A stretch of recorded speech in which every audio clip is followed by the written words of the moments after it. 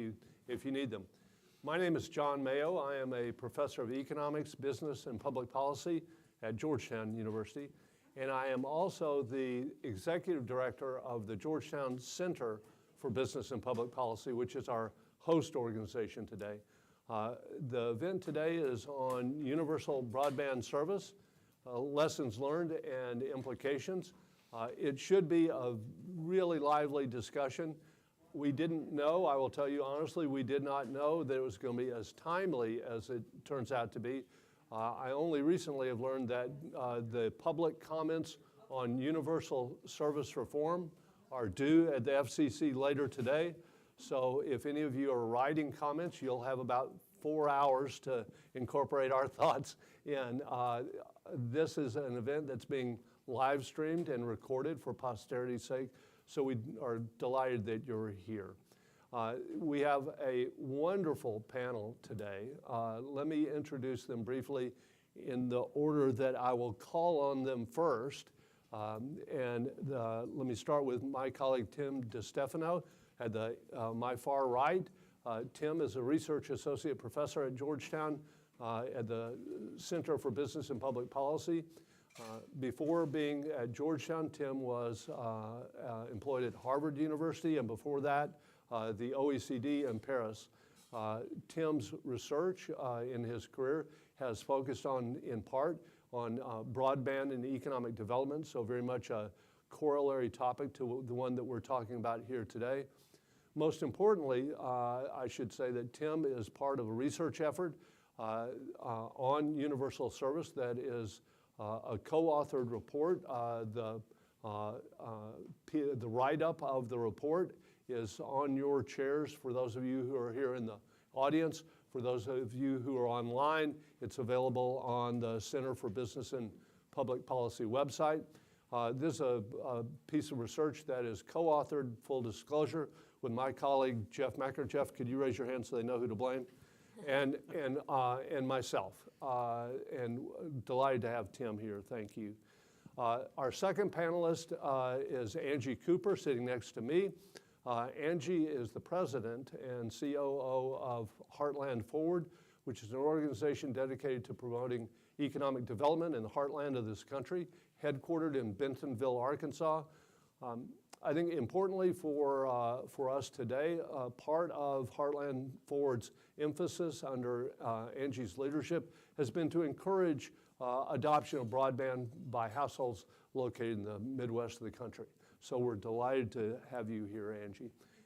Last but certainly not least is my good friend Scott Walston. Scott is the president of the Technology Policy Institute, a very prominent think tank here in town. Scott is also a senior policy fellow at Georgetown Center for Business and Public Policy. Scott has been a student of telecommunications policy and universal service in particular for a number of years. He has also participated in the policy formation process when he served as the economic director of the National Broadband Plan that was developed by the FCC. So Scott brings a wealth of intellectual resources to the table here today. So I'm thrilled by having this particular panel. I will also tell you that we have experts in the audience, so we're looking forward to a Q&A session and a discussion a little later. Let me offer, just before we jump to the panel, a couple of framing remarks that may help us and organize us. Number one, if you're new to the world of universal service, or even if you're not, sometimes we get confused in these discussions of universal service, which is a bit of an amorphous phrase. We get confused between what really is an emphasis on the deployment of facilities universally, or the adoption of broadband services. Today, we're going to talk about adoption. It's not that deployment is not important. It is. It, in fact, has garnered hearings here on Capitol Hill. It's a very important subject in its own right. But today, we're going to talk about adoption, all right? Now, I also want to say that the topic of universal service may seem very new. It's, as I said, in the news today. But it is a subject that has been the focus of both study and policymaking for decades now. First, of course, with wired telephone service. Some of you will be old enough to remember that there was such a thing. Then an emphasis on universal service in mobile telephony. And finally, most recently, the emphasis on broadband. And which brings me to mention the latest and largest effort to promote the adoption of broadband services in the country, a program entitled the Affordable Connectivity Program, or the ACP. You'll hear it referred to as the ACP, I suspect, over the course of the day. The ACP is was a means-tested program to encourage adoption of broadband for qualified, income-qualified households. It was funded at a rate of $14.2 billion. That's quite a large effort that was thrown at this.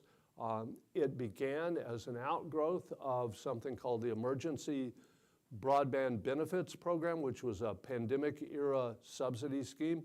It grew out of that.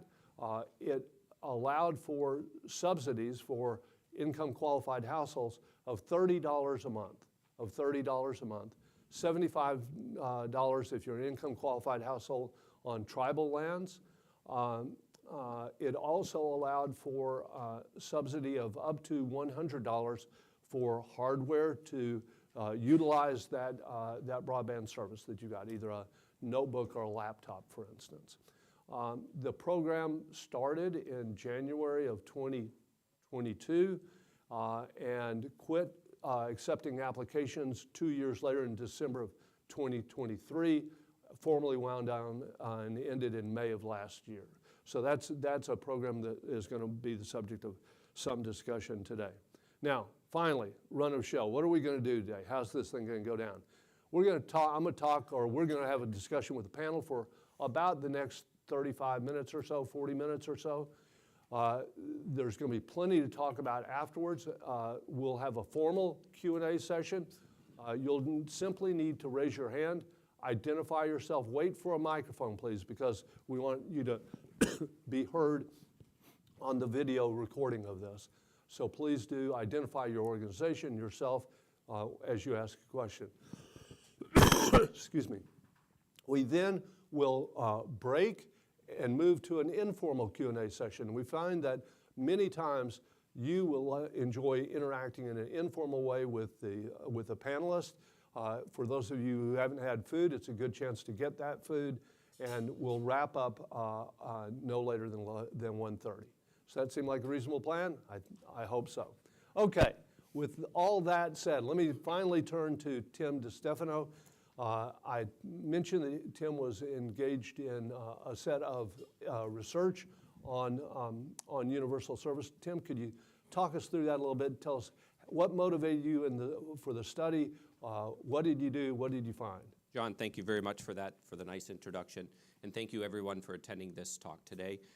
We'd like to start with the motivation for this research, and it's similar to an economic question that's been puzzling researchers for many years, and that is, why is it that households who are eligible for a means-tested program don't take advantage of it? So this slip between cup and lip is quite substantial in that there are a large substantial number of households who are eligible for a service that don't sign up for it. And this means at the same time that there's a lot of money that could be spent on supporting households foregone. This statement isn't just related to new policies, but it's consistent with past policies and some of the policies that John alluded to. For example, as of March 2024, only 20% of eligible households have enrolled in Lifeline. And as of December 2023, only about 18.2% of eligible households had enrolled in LIHEAP, a similar type of means-tested program. This less complete participant rates in these means-tested programs means that there's been substantial amount of research in the economic literature trying to understand what's driving the impediments of households signing up to a policy that they're eligible for. And much of the research has identified three main impediments. These include information costs. So information costs be the fact that the household just simply doesn't know that the program exists. It could be the fact that they know that the program exists, but they don't know how they would benefit from it. Or it could be that they know it exists, but they're not sure that they're eligible for it. In addition to information costs, transaction costs are another key impediment to signing up to these programs. The harder it is for people to sign up to a particular program, the more loops there are for them to jump through and the more steps there are for them to climb. It means that the probability that eligible households will sign up also goes down as well. And finally and importantly, we know that many households see applying for benefits is seen as a stigma to their household, which can also act as an impediment to signing up for it. When we look at the traditional research on this topic, we find that typically economists model this with two actors in mind, notably the government, which creates and provides the policy, and the household, who either accepts or rejects the policy. And these incomplete take rates, traditionally when they're modeled, take participation costs as a sole explanation for this lack of participation rate. So one of the things that we try and do in our research is we try and build up the existing literature to understand whether or not there's other factors which explain this lack of take rates in mean-tested programs. And in particular, when we think of a context where participation costs are key for preventing people to sign up, we ask ourselves, well, are there other actors that may actually reduce these information costs or participation costs that can help drive enrollment? And in particular, we think about, in the case of mean-tested programs, what about the private companies that are designed and selected to provide the service to providers? Is there a way or a role that they can play to help alleviate some of these information or participation costs? Secondly, what about neutral parties that are on the ground, both local governments and local non-governmental organizations that in many times engage with government agencies that can help communicate these messages to eligible households within the respected community? So as a result, within our research, we try and ask ourselves, okay, in the presence of participation costs, do these outside actors play a role in potentially alleviating that and driving take rates into mean-tested programs? So as John had alluded to at the start of this talk, the main context of our research takes place within the Affordable Connectivity Program. That was a policy, quite a substantial one, that was introduced, which represented a $14.2 billion subsidy towards households in order to facilitate the adoption of broadband services to low-income households. And the way in which the policy worked was that it provided a subsidy to low-income households, which could be used and applied to broadband services, as well as a one-time subsidy to buy a hardware device. We know from the documents that was released by the FCC that the designers of this policy were well aware of these participation costs. So as a result, they attempted to design the policy as such to try and alleviate some of these participation costs. Notably, from the start of the policy, they required participating service providers, internet service providers in this case, to actively engage with local government and non-governmental organizations to try and promote the policy. In addition to that engagement, we know that the FCC also worked to actively engage with local government and non-governmental organizations to have outreach programs to drive uptakes. And finally, the FCC also designed a program called the FCC Outreach Grant Program, which provided financial support to local organizations on the ground that could then use that financial money to help promote the policy to potential eligible households. From the start of the program, which occurred around the end of December 2021, until the end of the policy, which was May 2024, when it ran out of money, we saw that take rates went up to 43%, which is substantially higher than what we've seen in other programs such as Lifeline or LIHEAP that I alluded to before. And as John had mentioned, the ACP represents the largest initiative ever undertaken to encourage household broadband adoption, which is one of the reasons why we're really interested in researching this project and understanding more about it. Now, the purpose of this paper, we don't estimate the welfare benefits of the policy, but we're more interested in understanding the determinants or drivers and uptake of eligible households around the country. And so to do so, we start by building off the existing papers, and we take a look and first try and assess the extent to which traditional determinants to means test programs matter for the enrollment in the ACP. And in addition to that, we try and do more than just looking at the usual suspects, and we try and examine the extent to which the presence of internet service providers within the counties mattered to take rates, and we also look at whether or not the type of internet service provider had an effect on enrollment into the program. In addition, we look at the role that local governments played in driving take rates, and then finally, we take a look at the FCC's grant program itself. So what do we find? The main takeaway is that the traditional determinants for mean-tested programs, we find consistent results that tend to matter for take rates within the ACP. The traditional socioeconomic demographic characteristics matter, poverty rates, population rates matter, the degree with which people are highly educated within a certain region is important, and notably the quality and the price of available broadband also matters for households joining the program. In addition, we contribute to this literature by focusing on the role that internet service providers play in driving take rates, and we find that both the presence and the type of internet service provider matters. So what do we mean by that? What we find is that the types of internet service providers that are driving take rates are typically the larger providers that have a presence across many, many regions in the United States, whereas for the smallest internet providers, we don't find much evidence that they are driving take rates. We find that the presence of local government measured by the total employment of local government within the county level appears to matter for take rates into the program, and that's consistent with the design of the policy that was meant to have active engagement between the FCC and local government to drive awareness and adoption into the policy. Last but not least, we assess the importance of the FCC grant outreach program, and we find no evidence that this program led to any sizable impact in take rates. One potential explanation for this is the fact that the program ran out of money somewhat earlier than what was expected, which meant the timeline for the grant program was towards the end of the ACP program itself, which may explain why we don't find much. Where this research is going next is we're going to try and look further into the grant outreach program to see whether or not there's additional information that can be used to see whether or not there was an effect. And most notably, we're looking to collect information from the grant providers or the grantees themselves to look at, one, the types of activities they undertook at the regional level, two, the timing that those activities took place, and three, the exact geographic location where the activities occurred. Thank you very much. Tim, thank you. Angie, let me turn to you and ask you, not everybody in here is familiar with Heartland Forward. Could you sort of tell us a little bit, introduce us to Heartland Forward, and to describe your effort and role in promoting adoption of broadband? Yeah, absolutely. Well, good afternoon. It's nice to be with all of you today. Just to share a little bit about Heartland Forward, we are a policy think and do tank with the core mission of focusing on, one, how do we help change the narrative about the middle of the country and accelerate economic growth in the heartland. We are a nonpartisan, nonprofit organization, and really we wake up every single day thinking about how we are a resource for states and local communities. We do applied research and then put that research into action through our programs, policy, events, and convenings. While we work in the middle of the country and we define the heartland as 20 states, so if you think from North Dakota down to Texas, over to Alabama, up to Michigan and Ohio, and all the states in between.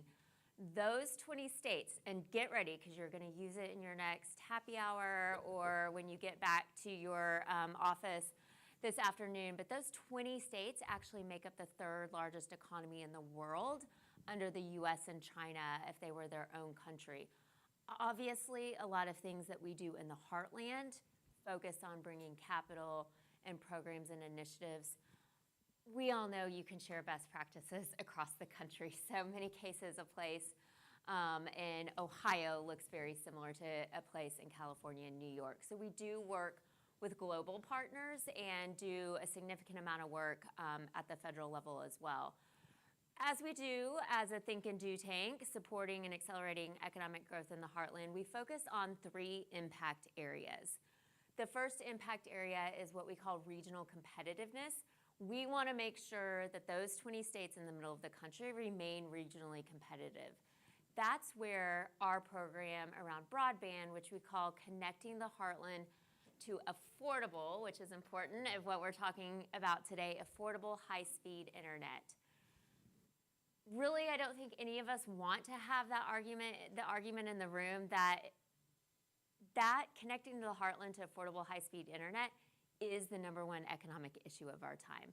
You can't do anything if you don't have access to the internet or can't afford that access to adopt it. Also in regional competitiveness, which I think I'll talk a little bit about today as an extension of broadband and digital skills and affordability, is around AI. So we're doing a significant amount of work in AI as well. Our second impact area is what we call building the talent pipeline. We think about that holistically, that in many communities in the heartland in our country, you actually have to build the talent from the ground up, and we have to think about it as it relates to innovation, entrepreneurship, human capital, education, and workforce development. I've been in the policy space my whole entire career, 20 plus years, and I have done this myself.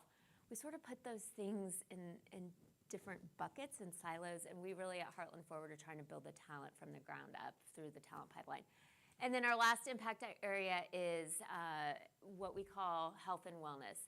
So you can't accelerate economic growth without healthy communities. All of those three impact areas come back to the affordability of high-speed internet. And some of the things that we did early on, and we got engaged particularly in this conversation as the federal bill was going through Congress, the bipartisan bill.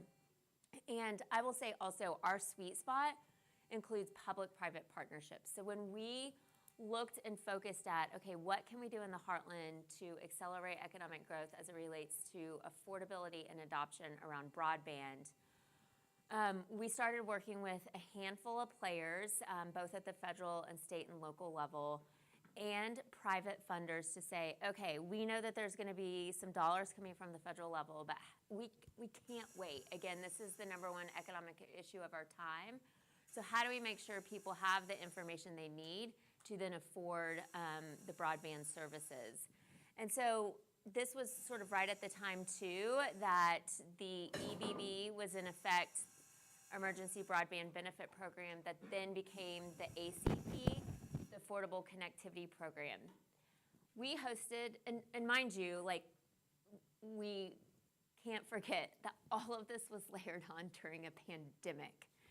So high-speed internet and affordability was extremely important because most families, a family of 4, have one device that they can afford in their home.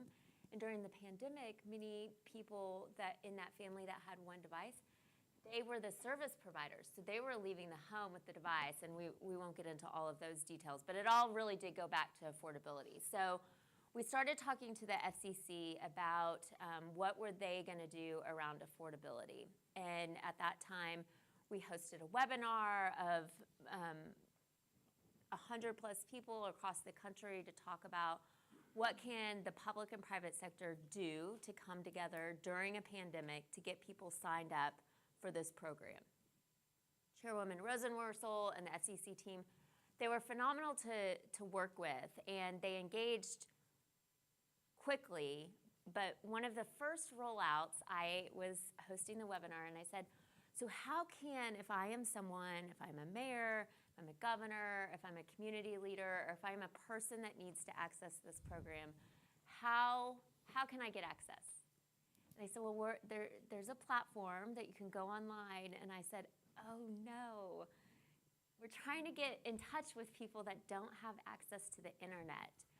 So at Heartland Forward, what we did, and we worked with a lot of national partners because we're really about how do you fill the gap and not recreate the wheel? So how do we share best practices and all move towards the same direction? So we ran the basic, you can call it old school because yes, I've been in the business for a while, but we ran a campaign.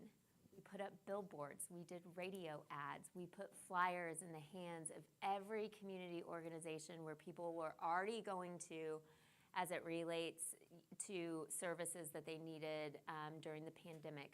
We put flyers in schools that the students were receiving around all things around the pandemic. And because of that engagement, first with the EBB program, we just in the Heartland were able to help 100,000 folks get signed up for the program. We really then worked and really said, okay, Heartland Forward, we rolled up our sleeves and like we're working on the ground with other partners. But then we fed information back to the FCC to say, here's what's working in these local communities, because it's got to be local. They got to trust you to really engage. So then fast forward, we really then looked at the data and research as a think and do tank and said, where there's still gaps, where there are populations that aren't getting the information they needed.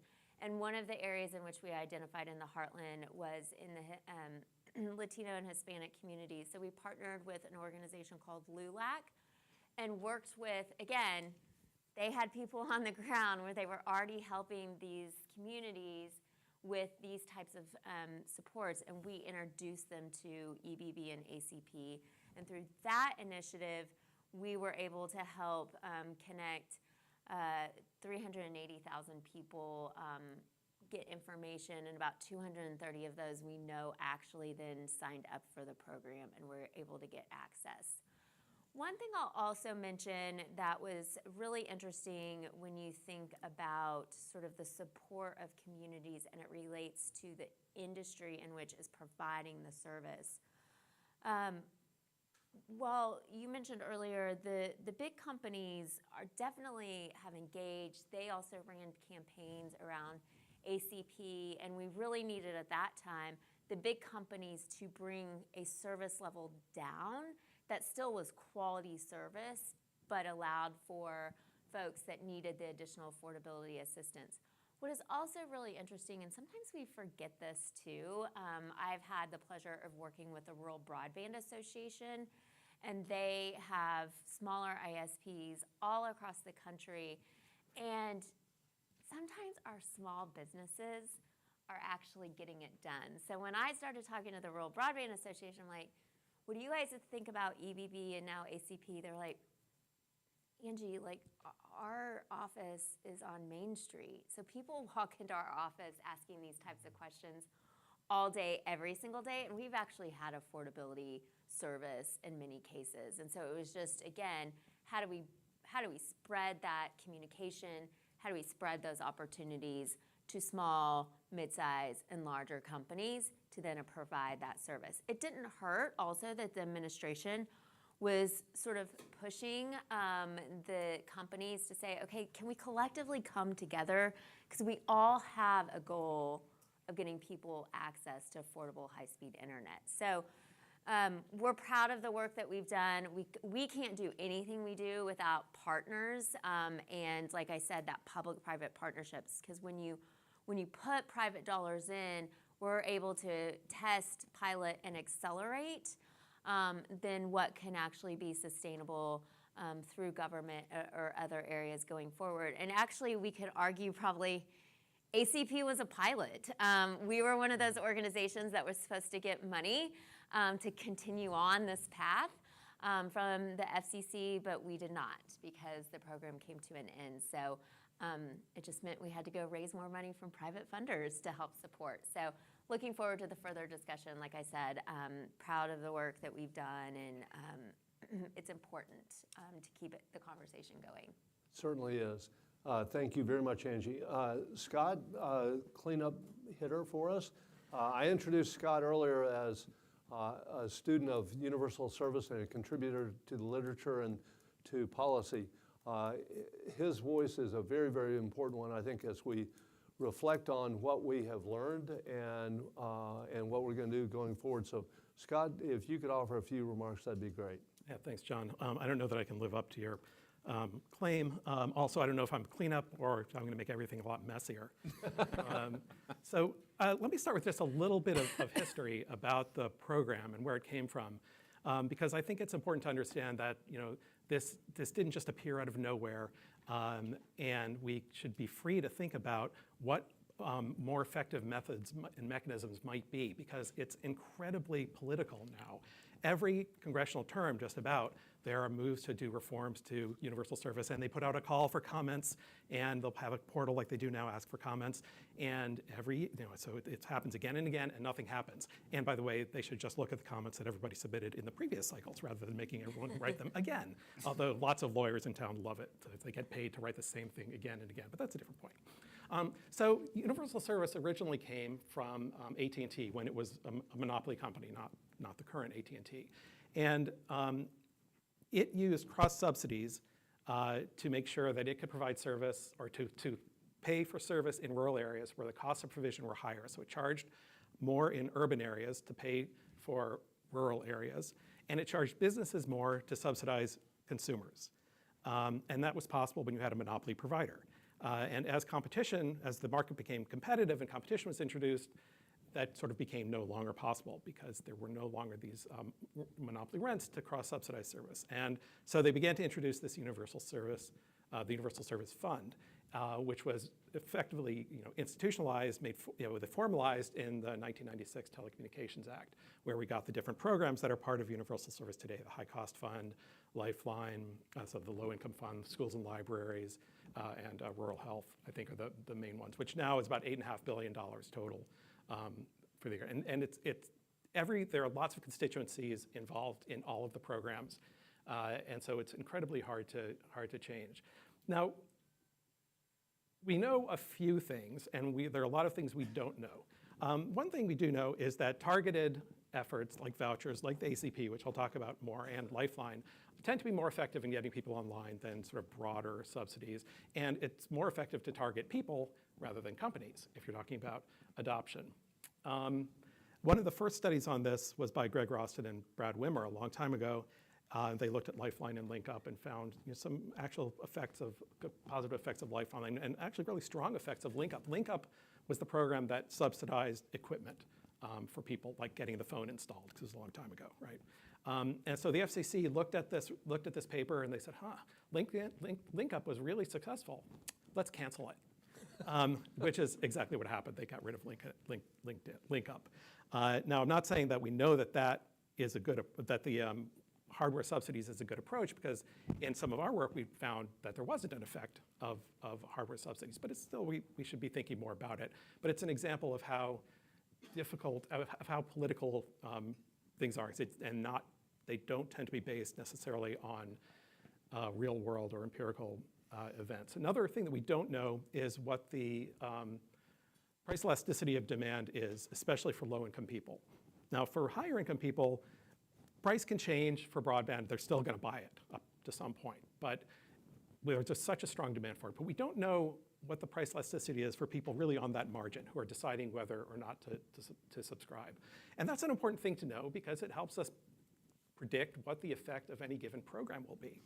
Now, the FCC, more than 10 years ago, did a series of experiments that were really interesting. It worked with 14 different companies around the country for all kinds of different, and set up all kinds of different programs to encourage adoption.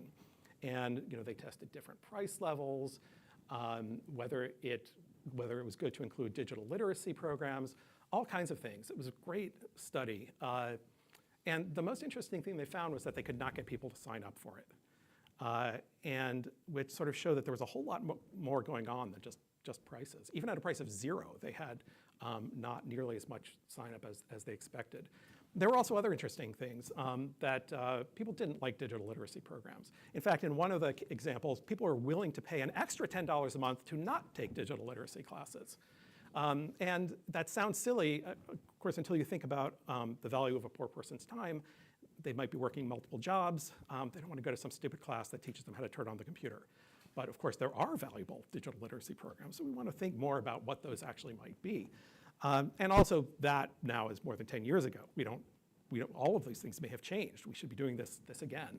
But then all of those results were ignored when the FCC did reforms. Again, it didn't fit what was politically possible or popular, and so they just didn't do it. All right, let's go to the ACP. First, some good things about ACP. Well, actually, first, any criticisms that I make, I want to be clear that, especially with the emergency broadband benefit, at the beginning of the pandemic, everyone was just doing whatever they could to try to help. Nobody knew what was going on. And I don't think it's fair to criticize programs or decisions made then when people were doing the best they had with almost no information. So the good about the ACP is that it basically was a voucher. It gave money to individuals who could then spend it the way they wanted on broadband. And that's the way it should be done. But it also had some problems. And the first is that probably way too many people were eligible. Something like no, this isn't right, but I was going to say a third, that's way too high. But a very large share of the population was eligible for the ACP subsidies, which helped the money run out a lot faster, right? That goes to this political problem and why it can be controversial and why you build up constituencies. If you want to make a difference to get people to sign up for broadband, you want to target what we call the margin. We want to target people who do not have broadband but could be convinced one way or another to get it. If you give money to people who already have broadband, you might have done, it might be a great subsidy program. It might be a great welfare program because you're helping low-income people. There's nothing wrong with that. But if you haven't given money to people who go online because of the subsidy, you haven't done anything for the digital divide. And that's really hard to do. So that's kind of a problem with looking at just take-up rates, right? Because a lot of the people who signed up were already subscribed. And so that helped them a lot, and you can say that might have been worth it. But whether it's, how effective that was on the digital divide is not clear. Another issue is that it gave, so the minimum subsidy was, Jen, you said 30, was it 30 or $35? Was it 30? Yeah, so, and 75 on tribal lands. So if you are an ISP, why would you ever charge less than $30 a month? Because to the consumer, it's still zero. So before that, there were plans for $10 a month and $15 a month. But once ACP came into place, all those plans went away and the minimum price was $30, basically. So a lot of the benefits went to ISPs, not to the people necessarily. Now, I don't want to say that itself is a criticism because you want the ISPs on board to get people to sign up too, right? So it's, how do you balance that? But that was another factor that led to the program being used up so quickly because they were charging more than they would have otherwise. But I think both of those issues can be addressed though, because ACP did do a good job of signing people up. Not necessarily, maybe there were some of these other influences that caused it, but it is a voucher program. It could do really well if we sort of tried to focus it more on the margin. If you did things that, like, let's say the ISP didn't have a way to know who was using the voucher, and obviously it's easier to say than to do. But then they couldn't price discriminate against them, right? They would have a harder time making those lowest prices the amount of the subsidy. And so there are things we could do to fix that. Now, this question of targeting the margin is a big one. And one group that has been able to do it sometimes is the private sector. Some of these small companies, for example, like Angie was talking about, and the biggest one is the Internet Explorer, Internet Essentials that Comcast has, which I think their current offering is for $15 a month. You get a 75 megabit per second service. And Greg Ross and I did some work on this a few years ago, and we found that using a... Scott, sorry to interrupt, just to clarify, that Internet Essentials program is targeted at low-income households. Exactly, Right. And it's not just targeted at low-income households. Well, wait, so actually, so the key point here is that we estimated that about 65% of the subscribers to Internet Essentials were brand new subscribers, which in the context of these programs is really good. But it wasn't just that it targeted low-income people, it targeted low-income people who didn't have service. And so they were able to target this margin. That got a lot of criticism. There were people who thought they were just awful for not letting other low-income people participate. But if you want to make a dent in the digital divide, that's what you got to do. But it's often politically not possible, and the private sector sometimes can do it. So public-private partnerships do have a lot of potential because they can do things that a purely public program can't do. So recommendations. What do we need to know? What do we want to do? Well, first, we do need work to know need more work to understand the price elasticity of demand. If we don't know that, we don't know what the effect of any given program will be. It's that simple. But there's really very little money for that kind of research, which I always think is a shame. I mean, the ACP was $14 billion. Imagine if you'd taken just the teeniest fraction of that and given it to policy programs in state universities around the country, and that they were giving it to students to do different projects and programs, we would have had a lot of information. But there wasn't a penny for research. There never is. Obviously, I'm very self-interested in saying that. No, it's totally objective. Me too. And think how much they could give think tanks. But if we know that, I think our efforts would be a lot more successful. And the other is we need to continue to experiment. We should be trying all kinds of things and be open to the results and implementing those results, even when they're not popular. Now, that latter part is the part that's really easy to say and really hard to do. So I'll just leave it there. So there's a whole lot to think about there, and I encourage everyone to talk with Scott about that in the informal session. Angie, let me turn back to you. You, unlike Tim and Scott, have really been on the front line as a practitioner of implementing the program. You have a unique insight about what works and what doesn't work. You talked a little bit about your successful efforts. I know it's hard to talk about failures. Do you feel, what as we look to the future, what areas of success would you, let's say, foot stomp for a future-looking policy, and what would you say was less successful? Yeah, I think the biggest challenge is one, I mean, we've just mentioned today, and I would love in the hand up in the room, did you know there were that many different programs to help with? And that's just a fraction of them. That's just a fraction, and you came to this session because you're probably pretty educated on the topic. And so the fact that there's different programs, different information, starts and stops, it becomes very complicated for just the average person that just really needs, affordable internet. The other biggest challenge with a lot of these programs, I mentioned the word trust before. And first of all, a lot of places in these communities that don't have access to the internet, and I agree with you, like how do you test the margins of did it work for people and they then got access because they could afford it, but they don't trust the companies because they've been with a company that has increased their service, and then they went to another company that dropped all the different things. They also probably, in many cases, aren't quite sure if they trust a government program for a variety of different reasons. And so really it comes down to having that trust in the community. And you've heard probably a lot of, in these instances, there were digital navigators that were created. A digital navigator is what someone in the community that is providing information about these types of services, broadband in general. Very much why in the healthcare system, like a community health worker works, because they know the community and they know the people and they trust them. So I think that's one thing is probably the program, and what, even when we were getting started, it wasn't a one-size-fits-all. We actually had to think about a strategy, community by community, state by state. That's hard to do with a federal program.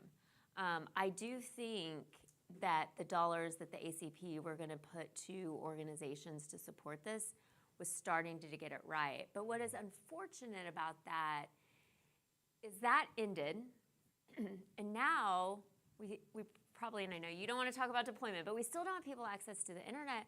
But now we're in a whole different world as it relates to digital skills and AI. What if we still had those digital navigators? And so that's where I think from a policy perspective, we got to figure out, we don't have a crystal ball and exactly know what the future looks like, but we could probably project the next 3 to 5 years and where these communities and people in the communities and workforce need to go. And so how do we make sure we don't have all these starts and stops? And quite honestly, that gets the private sector more engaged, because they're projecting. These are business owners, these are philanthropists that are projecting long-term goals. And so how do you mirror the two? So I hope that answers your question, but not a one-size-fits-all. There's got to be trust.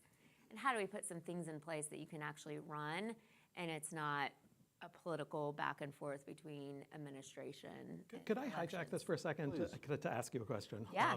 How have these attitudes changed with with the new administration? Because on the one hand, say immigrants and low-income people may be less likely to trust the government. On the other hand, people in red states may be more likely to trust the government now. How are these things playing out? Yeah, it's a great question. I mean, I think it's probably a little too soon to say exactly, but I do think that there's more openness around, what is happening at the federal level. But at the same time, we're seeing cuts across the board. So it's, are those cuts good or bad, and how do we manage through that? So I think it's still, unfortunately, a little too soon to tell. And one of the things that you've emphasized, I think, is the important role of, and Tim and I have found with Jeff, also the important role of local governments and interactions with local trusted organizations, NGOs, and local governments, not necessarily as opposed to the federal government, but certainly the constituents that we're talking about here today don't typically interact with the federal government. They interact with organizations like yours. And we help to, really at the state and local level, it's a capacity issue. So the mayor's office in Little Rock, we helped put a fellow in their office to go out and run the ACP program. So yeah. Wonderful. All right, just to keep us approximately on time, let me turn to the formal Q&A part of this event. There will be microphones available. If you'll just raise your hand, Caroline will bring a microphone to you. If you just introduce yourself, your organization, then fire away with your question. Right here, question. Thank you very much. My name is Rajendra Singh, and I recently retired from the World Bank and led rural connectivity programs in multiple countries. And before joining this, I was responsible for Universal Service Program in India because I was Secretary Telecom Regulatory Authority of India.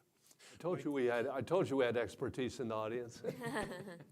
My question is, I'm a little bit perplexed, after hearing this. And the reason why I'm a bit perplexed, because when I visit India now, without any subsidy, I just pay less than $4 for a month.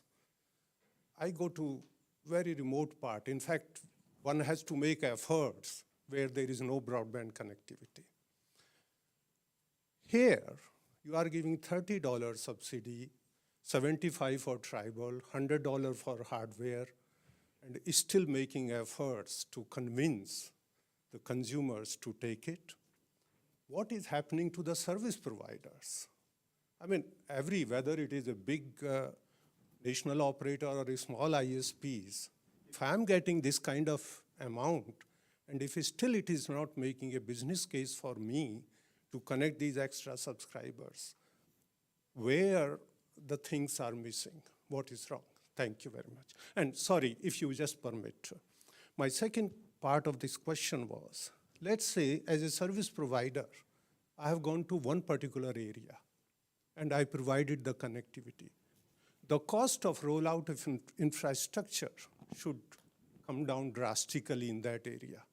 And I should be able to connect additional subscribers even without any subsidy, except of course the hardware cost.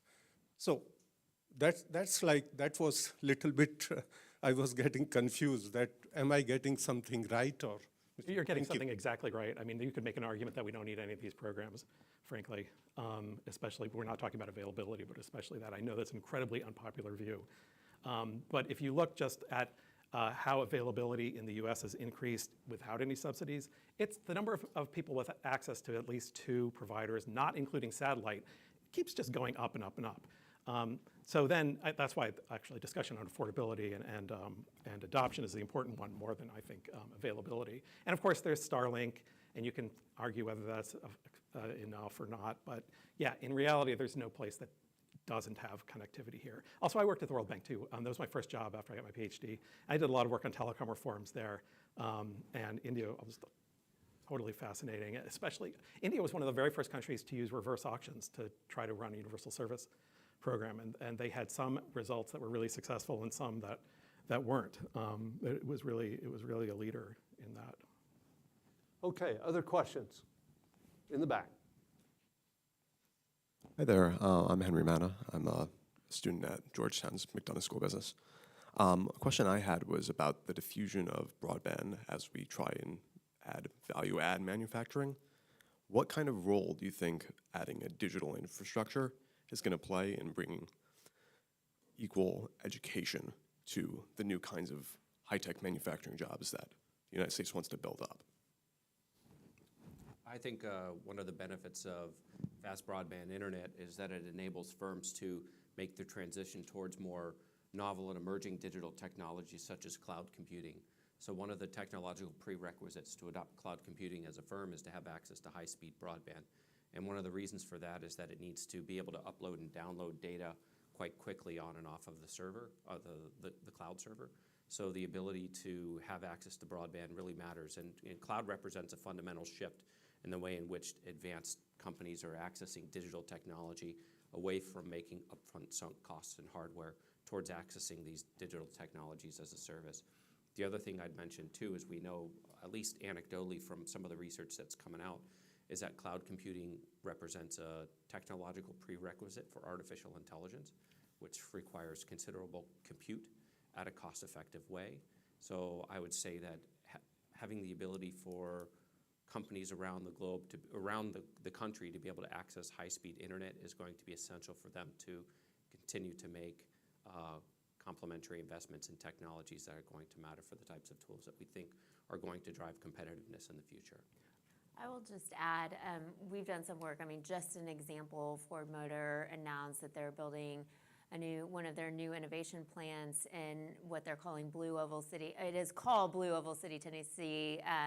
Small rural community, and the company announced they'll up to 5,000 jobs for the region once the plant is built. But a lot of places in and around don't have access to the internet, so you have to build the infrastructure to build those, to bring that plant. But then also it's the trickle down economic effect around that. Ford is also looking at, they came to us and said, we need more entrepreneurs, we need coffee shops, and so you have to really build and have that infrastructure to be able to bring big companies and big jobs, but then the small businesses and support services around it.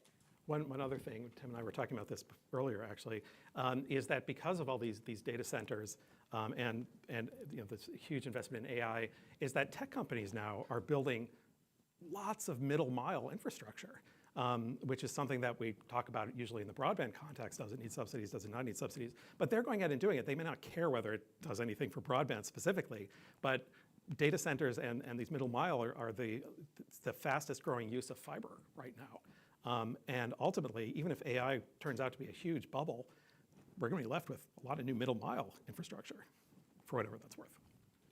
Question right here. Going back to the India case, I know there was a summit between Nvidia Jensen Huang and Ambani, who's the owner of Reliance, basically the telecoms company. And I think you'll find that Ambani says he can reach India at about 8 times less cost than our internet companies. You need to check the exact numbers, but the point is that if we don't work out how to narrow this gap now, as you build on AI and everything else, I mean, we talk about sort of data sovereignty for AI, or maybe we missed the boat on internet sovereignty or whatever you call it. Thank you. We have time for one more question, I think.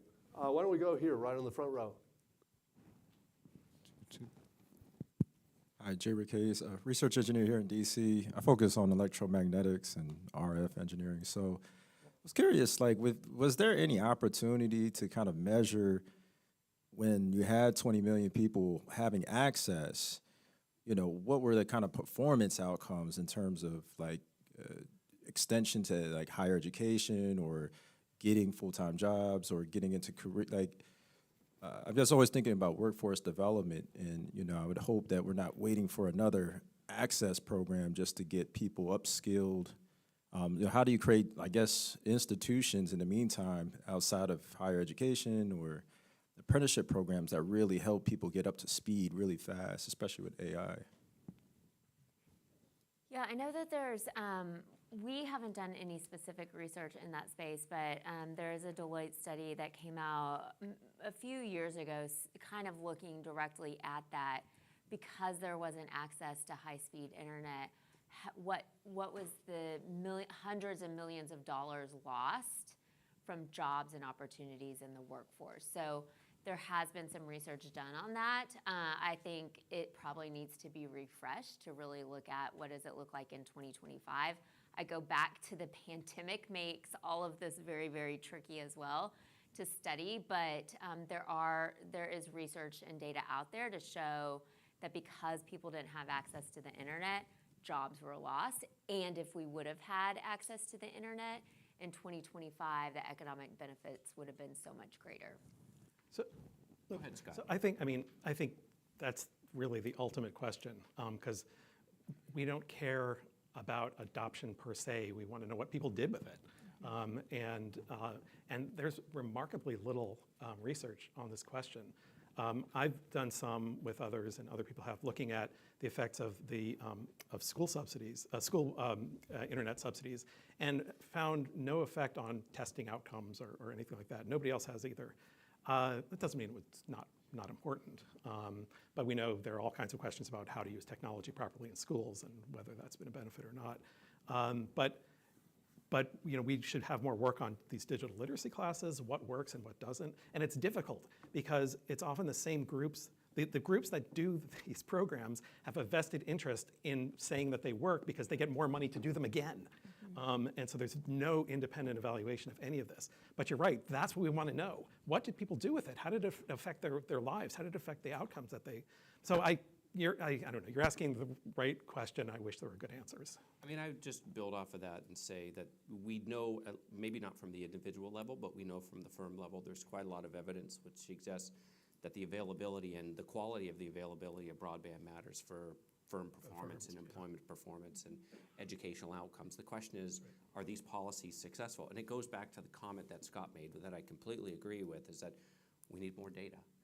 I think the FCC actually, for providing us with enrollment rates at the aggregate level, both at the county and the zip code level, to understand the extent to which enrollment was taking place. What I would like to ask for a call for is greater research collaboration amongst these agencies that are deploying these programs and other regional groups such as Heartland Forward that are doing their own outreach effort. We'd love to partner with groups and do field experiments together. And I think by having more transparent data and data that allows us to do causal inference will really help us answer those questions. I think we missed a big opportunity during the pandemic. Every school system in the country, sometimes every school, tried their own thing to keep kids connected and to do remote learning. And imagine if we'd collected data on that, the education department had done it, or the FC or somebody, we would have thousands of data points. I mean, I don't blame them for not, because like I said earlier, everyone was just trying to figure out what to do, and it was mass confusion. But it is a shame. One thing we're trying to work on right now as it relates to data, specifically around healthcare, is we went out and partnered with the local librarians and did kind of a train-the-trainer model of how do you use telehealth, so digital skills specifically around telehealth, because I'm with you, like, you can't just teach people broader digital skills, like how do you meet people where they are and actually the service they need. And so we're trying to kind of do okay, we put that out there, and then did it work, and what is the data around there that actually improved telehealth services, but also care in these rural communities that don't have access. So it's tricky, but there is some data out there if you really look for it. Okay, let me bring this to the formal part of this presentation to a close. Please help me thank all the panelists. And thank you, John. Thank you. Thank you. We have a few minutes for you to interact with the panelists in informal setting. They'll get up, get a coffee or something. Please ask additional questions of them. Take full advantage of it. Thank you all for coming. Really appreciate it.